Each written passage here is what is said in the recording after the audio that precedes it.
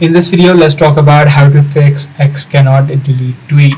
So if you're trying to delete a tweet within your own profile, and if you're having issues, the first thing that you need to do is check for a visual ghost. Sometimes what happens, a post is already deleted from the X server, but it remains within the local device, which means the phone that you're currently using.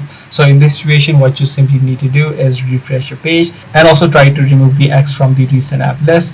Log into the app again and try to see if the issue is resolved. If this is not the case for you, and if you're still facing this issue, then what you can try out is try to clear out the app cache. Simply tap and hold the app of X onto your device.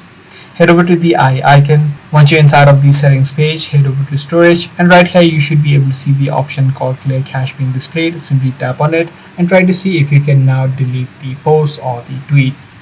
Now, even after trying all of these steps, you're still facing issue. This is likely happening due to app bugs. So in this situation, what you need to do is just reinstall the application, and alongside that, what you can also do is just restart your device. This ensures that you have the latest version, and any sort of bugs which might be causing the issue should also be fixed. So that's pretty much all there is to it. If this video did help you out, be sure to subscribe. I'm going to see you in the next one.